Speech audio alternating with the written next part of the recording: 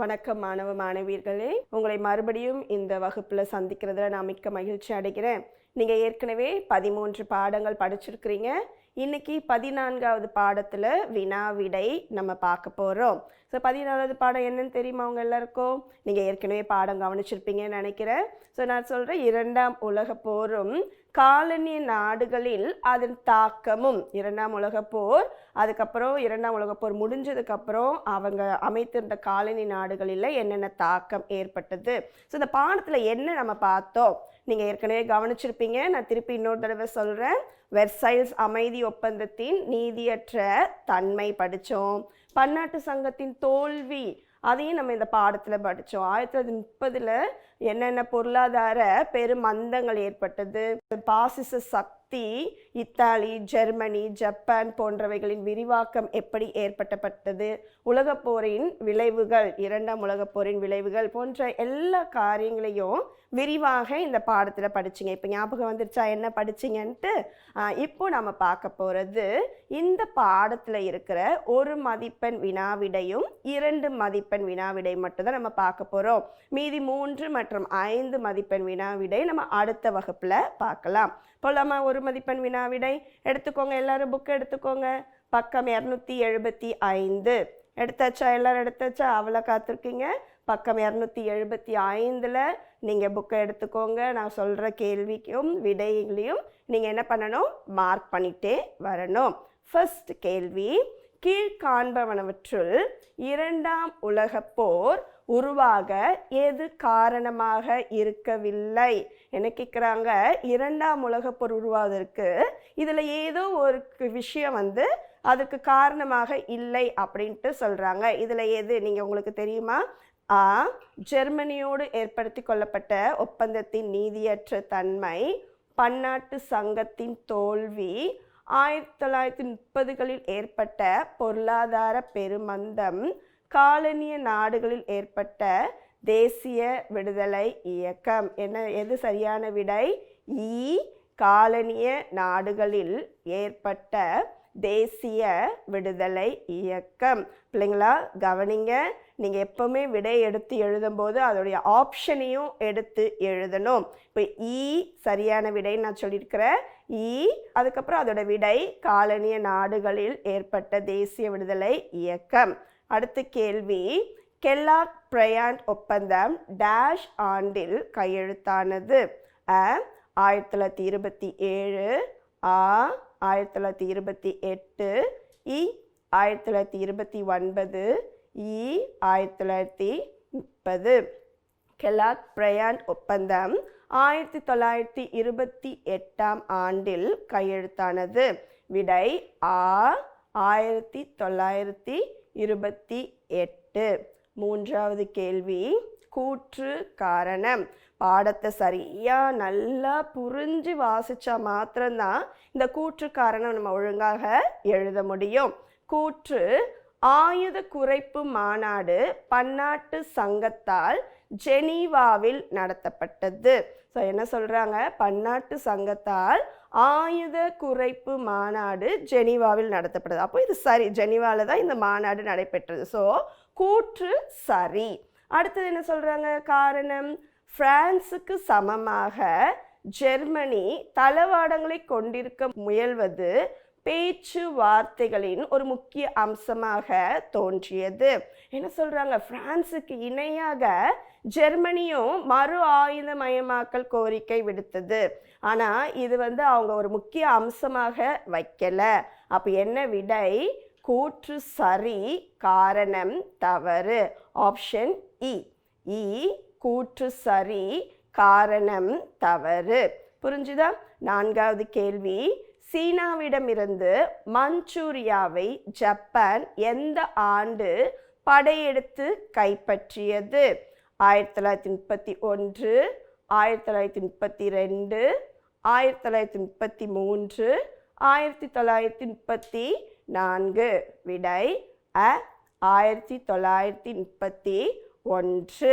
ஐந்தாவது கேள்வி, 19ஆம் நூற்றாண்டின் முடிவில் ஐரோப்பிய கண்டத்திற்குள் தொழிற்துறையில் வலிமையான சக்தியாக டேஷ் நாடு உருவாகி இருந்தது? France, Spain, Germany, Austria. சரியான விடை இ, ஜெர்மனி. ஆறாவது கேள்வி, வெர்சாயில்ஸ் ஒப்பந்தத்தின் சரத்துகளின்படி ஜனவரி 1935 டேஷ் பகுதியில் பொது வாக்கெடுப்பு நடத்தப்பட வேண்டும் என முடிவானது. Option Sudetenland, Rhineland, Saar, Alsace. எந்த பகுதியில் பொது வாக்கெடுப்பு நடத்தப்பட வேண்டும் என்ற முடிவு எடுக்கப்பட்டது? சார் பகுதியில். வெர்சைல்ஸ் ஒப்பந்தத்தின் சரத்துகளின்படி சார் பகுதியில் பொது வாக்கெடுப்பு நடத்தப்பட வேண்டும் என்று முடிவானது. ஏழாவது கேள்வி, மறுபடியும் கூற்று காரணம். இரண்டாம் உலகப் போரின் காலத்தில் போர் முறைகள் பெரிதும் மாற்றமடைந்தன. முதல் உலகப் போருக்கும் இரண்டாம் உலகப் போருக்கும் பெரிய மாற்றங்கள் காணப்பட்டது. அதுதான் சொல்றாங்க, இரண்டாம் உலகப் போர்ல பெரிய மாற்றங்கள் இந்த போர் நடைபெறுறதுல காணப்பட்டது. அப்போ கூற்று சரி. காரணம், அகழி போர் முறை ஒதுக்கப்பட்டு விமான குண்டு வீச்சு பிரபலமானது. அமல அகழி போர் முறை, அங்கங்க போய் ஒழிஞ்சிருந்துட்டு சண்டை போடுற அது ஒதுக்கப்பட்டு என்னதை பயன்படுத்தினாங்க? விமான குண்டு வீச்சு பிரபலமானது. அப்போ கூற்று காரணம் இரண்டும் சரி. காரணம் கூற்றை விளக்குகிறது. என்ன விடை எழுதணும்? அ எழுதணும். கூற்று காரணம் சரி, காரணம் கூற்றை விளக்குகிறது. அடுத்த கேள்வி, ஜெர்மனி 1939 ஆக்கிரமிப்பு தவிர்ப்பு ஒப்பந்தம் ஒன்றை டேஷ் நாட்டோடு ஏற்படுத்தி கொண்டது. Austria, Italy, Russia, Britain. எந்த நாட்டோடு ஏற்படுத்தி கொண்டது? ரஷ்யாவுடன் ஏற்படுத்தி கொண்டது. அழகாக சொல்லிட்டு இருக்கிறீங்க நீங்கள். Answer very good. அடுத்த கேள்வி, 9வது கேள்வி, பேர்ல் துறைமுகத்தை ஜப்பான் தாக்குவதற்கு திட்டம் வகுத்தவர் டேஷ் ஆவார். ஆப்ஷன் யாமமோட்டோ, ஸ்கூஸ்னிக், இரண்டாம் கெய்சர் வில்லியம், ஹிரோஹிட்டோ. விடை அ, யாமமோட்டோ. புரியுதா? யார் பேர்ல் துறைமுகத்தை ஜப்பான் தாக்குவதற்கு திட்டம் வகுத்து கொடுத்தது? யாரு? யாமமோட்டோ. அடுத்த கேள்வி, குடியரசுத் தலைவர் ரூஸ்வெல்ட் அறிமுகப்படுத்திய கடன் குத்தகை முறை டேஷ் வகையில் உதவி புரிந்தது. அ, பாசிச சக்திகளை எதிர்த்து போராடி கொண்டிருக்கும் நாடுகளுக்கு கூடுதல் வீரர்களை அனுப்புதல். ஆ, யூதர்களை ஹிட்லரின் படைகள் கட்டவிழ்த்து விட்ட கொலை வெறி தாக்குதலில் இருந்து பாதுகாத்தல். இ, தோழமை நாடுகளின் வளங்களை பெருக்கி அவர்களுக்கு தேவையான ஆயுதங்களையும் வெடிப்பொருட்களையும் வழங்குதல். இ, இரண்டாம் உலகப் போரில் காயமடைந்தோருக்கு மருத்துவ வசதிகளை ஏற்படுத்துதல். ரூஸ்வெல்ட் அறிமுகப்படுத்திய கடன் குத்தகை முறை எந்த முறையில் உதவி புரிந்தது? விடை அ, பாசிச சக்திகளை எதிர்த்து போராடி கொண்டிருக்கும் நாடுகளுக்கு கூடுதல் வீரர்களை அனுப்புதல். இதுதான் சரியான விடை. சில நேரம் என்ன பண்ணுவாங்க அப்படின்னா, விடை நமக்கு கரெக்டாக தெரியும், ஆனால் அவங்க எழுதுகிற அந்த அவசரத்தில் அந்த ஆப்ஷனை தப்பாக எழுதிடுவாங்க. ஆன் போட வேண்டிய இடத்துல ஆன் போட்டுருவாங்க, இல்லை சில சமயம் ஈ போட்டுருவாங்க. அதனால் பிள்ளைகளாக கவனிங்க, கவனமாக எந்த ஆன்சர் எழுதுறதுனாலும் நீங்கள் என்ன பண்ணணும்? கவனமாக எழுத பழகிக்கோங்க. 11வது கேள்வி, அமெரிக்க ஐக்கிய நாட்டின் படைகளை ஆகஸ்ட் 1942 பசிபிக் பகுதியில் தலைமை ஏற்று வழிநடத்தியவர் டேஷ் ஆவார். மெக் ஆர்த்தர், ஐசன்ஹோவர், ஜெனரல் டி கால், ஜார்ஜ் மார்ஷல். விடை அ, மெக் ஆர்த்தர். 12வது கேள்வி, ஜப்பானிய கடற்படையை அமெரிக்க ஐக்கிய நாட்டின் கடற்படை தோற்கடித்தமை டேஷ் போரில் ஆகும். அந்த போரோட பெயர் என்னன்னு கேட்குறாங்க. பிரிட்டன், குவாடல் கனல், எல் அலாமின், மிட்வே. விடை இ, மிட்வே. 13வது கேள்வி, ஜெர்மானிய படைகள் முதல் பின்னடைவை சந்தித்தது டேஷ் என்னும் இடத்தில் ஆகும். Options Potsdam, El Alamein, Stalingrad, Midway. விடை இ, ஸ்டாலின்கிராட். இந்த இடத்துல தான் ஜெர்மானிய படைகள் முதலில் தோல்வியை சந்தித்தது. எந்த இடம்? ஆப்ஷன் இ, ஸ்டாலின்கிராட். 14வது கேள்வி, கீழ்காண்பனவற்றுள் போட்ஸ்டாம் மாநாட்டின் அறிவிப்புகளில் அடங்காத ஒன்று. போட்ஸ்டாம் அப்படின்ற இடத்துல ஒரு மாநாடு நடைபெற்றது. அந்த மாநாட்டில் சில அறிவிப்புகள் அறிவித்தாங்க. ஆனால் இதில் கொடுத்துருக்குற ஆப்ஷனில் ஒன்றே ஒன்று அந்த அறிவிப்புகளுக்குள்ள வராது. அது என்னது அப்படின்னு கேட்குறாங்க.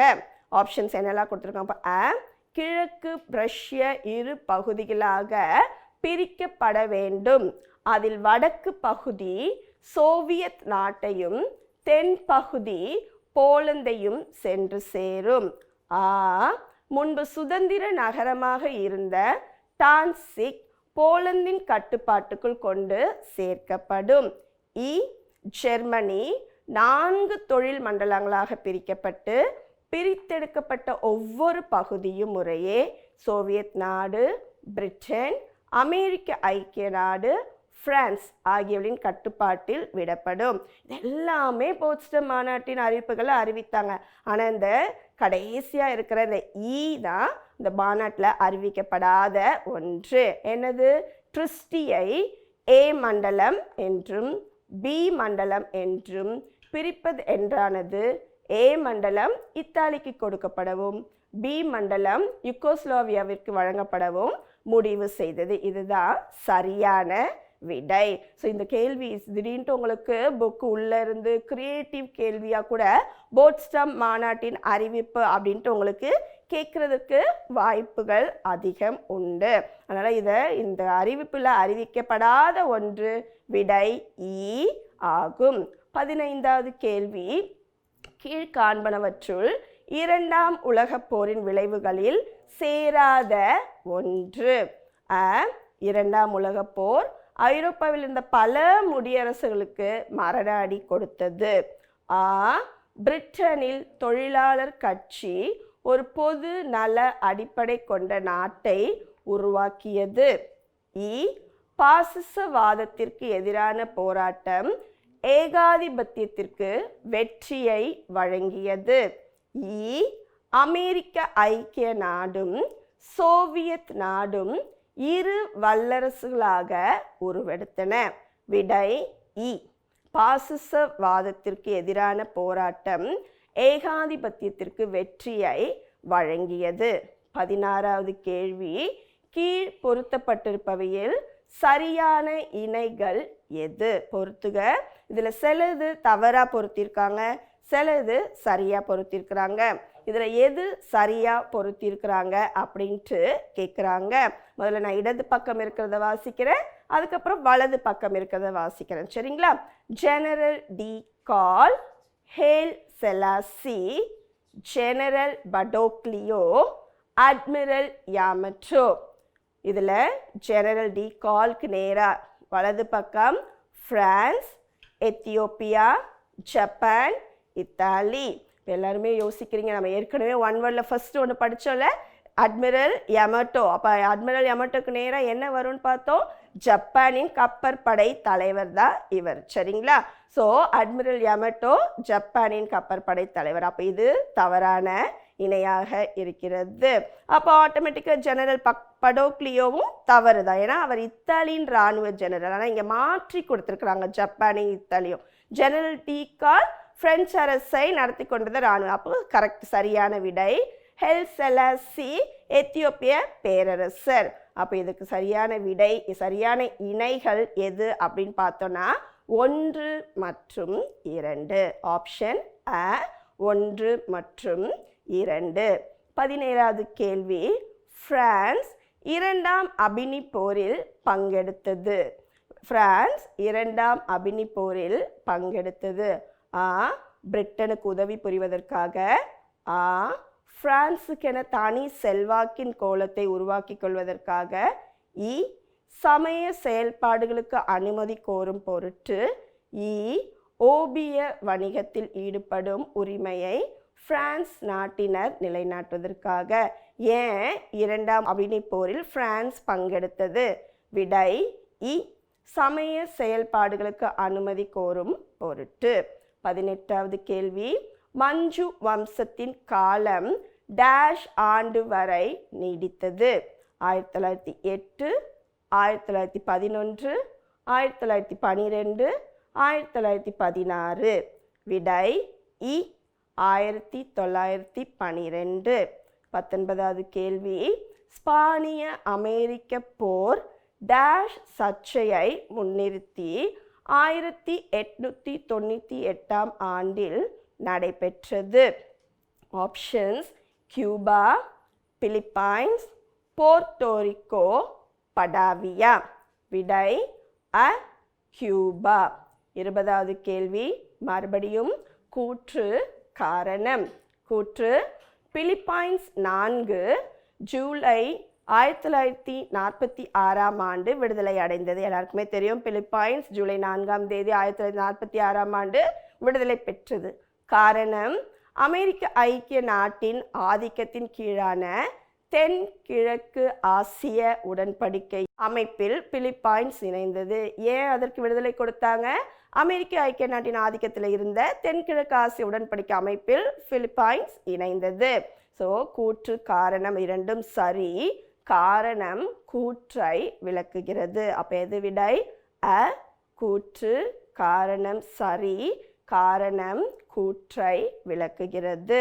ஸோ இவ்வளோ நேரம் நம்ம 1 முதல் 20 வரை ஒரு மதிப்பெண் வினாவிடையே இந்த 14வது பாடத்தில் பார்த்தோம். ஸோ அப்போ பார்த்தீங்க அப்படின்னா ஒரு கொஸ்டின் பேப்பரில் எத்தனை ஒன் வேர்ட் கேட்பாங்க? 20 ஒன் வேர்ட்ஸ் கேட்பாங்களா? அப்போ நம்ம 20ஐயும் நல்லா மனப்பாடம் பண்ணி நம்ம எழுதி பார்க்கும்போது நமக்கு இந்த பாடம் நல்லா மனப்பாடம் ஆயிரும். ஸோ நீங்கள் எல்லாருமே குறித்து வச்சுருக்கீங்கன்னு நினைக்கிறேன். திருப்பி ஒரு பேப்பர் எடுங்க, உட்காந்து கேள்வி எழுதுங்க, பதிலை நல்லா மனப்பாடம் பண்ணி படித்து இந்த 20 கேள்விகளுக்கும் விடைகளை நீங்கள் மனப்பாடமாக செய்து விடலாம். இப்போ 2 மதிப்பெண் வினா விடை போகலாமா? எல்லாம் ரெடியாக இருக்கிறீங்களா? ஓகே, பக்கம் 227 இதற்கான கேள்விகள் இருக்குது. போன வகுப்புலேயே உங்களுக்கு நான் இன்னொரு மெத்தட் சொன்னல, என்ன சொன்னேன்? எந்த விடை எந்த பக்கத்தில் இருக்குன்னு உங்களுக்கு சொல்லி கொடுத்தேன். ஸோ இதையும் நீங்கள் இப்போ ஃபாலோ பண்ணுங்க. முதல் கேள்வி, கெலாக் பிரயாண்ட் உடன்படிக்கையின் முக்கியத்துவத்தை எடுத்து இயம்புக. கெலாக் பிரயாண்ட் உடன்படிக்கை ஒன் வேர்டில் பார்த்தோம். எந்த ஆண்டு? 1928. ஸோ இந்த உடன்படிக்கையில் என்ன பண்ணாங்க? கேள்வியை நன்றாக புரிந்து கொள்ளுங்க. நல்லா நீங்கள் கேள்வி புரிஞ்சிச்சு அப்படின்னா நீங்கள் விடைகள் சுலபமாக எழுதுறதற்கு உங்களுக்கு வாய்ப்புகள் அதிகம். 2 மதிப்பெண் வினா விடையில் 2 பாயிண்ட் இல்லைன்னா 3 பாயிண்ட் இருந்தால் உங்களுக்கு போதும். ஸோ இந்த கேள்விக்கான விடை உங்களோட புத்தகத்தில் பக்கம் 252 காணப்படுது. தேடுங்க, வாசிங்க, வாசிச்சு பார்த்து நீங்கள் மார்க் பண்ணி வச்சுக்கோங்க. கெலாக் பிரயாண்ட் உடன்படிக்கையின் முக்கியத்துவம். ஃபர்ஸ்ட் பாயிண்ட், கெலாக் பிரயாண்ட் ஒப்பந்தம் பல வகையிலும் பாராட்டப்படுது. இப்போ ஒரு ஒப்பந்தம் உடன்படிக்கைனா நார்மலாக எல்லாரும் பாராட்டுவாங்க. அப்போ இந்த பாயிண்ட்டை ஈஸியாக நம்ம எழுதிடலாம். கெலாக் பிரயாண்ட் ஒப்பந்தம் பல வகையிலும் பாராட்டப்பட்டது. இந்த கருத்தை நீங்கள் எழுதலாம். அடுத்த கருத்து என்ன எழுதலாம்? உலக நாடுகள் அனைத்தும் போரை கைவிடுவது என்பது தங்களின் தேசிய கொள்கையாக ஏற்க உறுதிமொழி எடுத்துக்கொண்டன. என்ன செஞ்சாங்களா? இனிமேல் என்ன பண்ணக்கூடாது?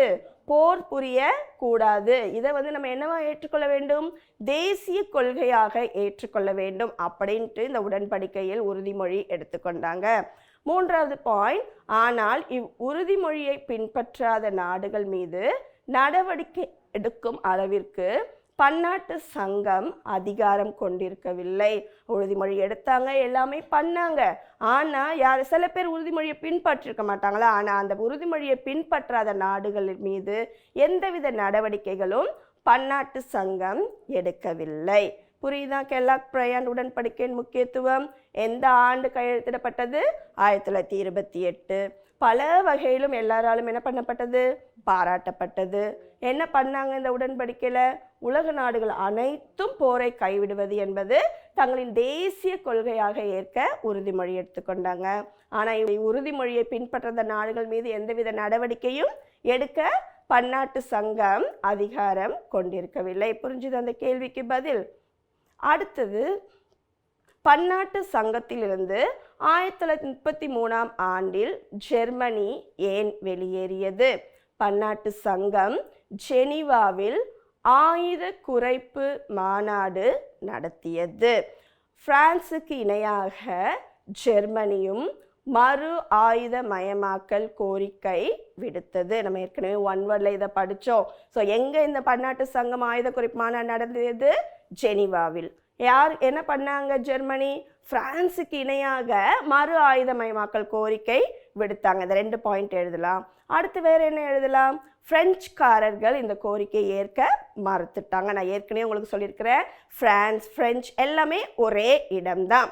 பிரான்சின் மறுப்பிற்கு பதிலடியாக என்ன பண்ணாங்க? பன்னாட்டு சங்கத்திலிருந்து ஜெர்மனியை ஹிட்லர் விலக்கி கொண்டார். புரிஞ்சுதா? ஜெர்மனி ஏன் பன்னாட்டு சங்கத்திலிருந்து விலகி கொண்டதுன்ட்டு இந்த கேள்விக்கு இந்த விடையை நீங்க எழுதலாம்.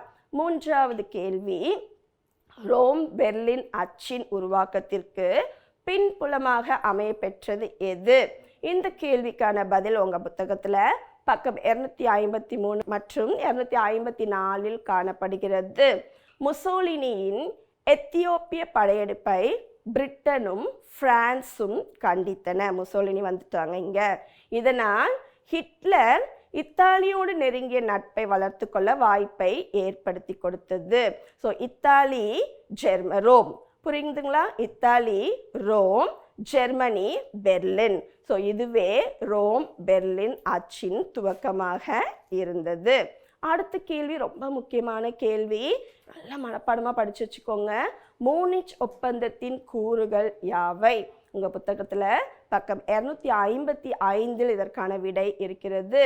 மூனிச் மாநாட்டில் பிரிட்டன், பிரான்ஸ், ஜெர்மனி, இத்தாலி கலந்து கொண்டது. மூனிச் அப்படின்ற இடத்துல ஒரு மாநாடு நடைபெற்றது. இதில் 4 நாடுகள் கலந்து கொண்டன. இதெல்லாம் பிரிட்டன், பிரான்ஸ், ஜெர்மனி, இத்தாலி. என்ன பண்ணாங்க? சூட்டன்லேண்ட் பகுதியை ஜெர்மனி ஆக்கிரமித்து கொள்ள ஒப்புக்கொள்ளப்படுது. ஓகே, நீங்கள் கேட்ட சூட்டன்லேண்ட் பகுதியை நாங்கள் உங்களுக்கு கொடுத்துட்றோன்ட்டு யார் கொடுத்துட்டாங்க? ஜெர்மனிக்கு கொடுத்துட்டாங்க.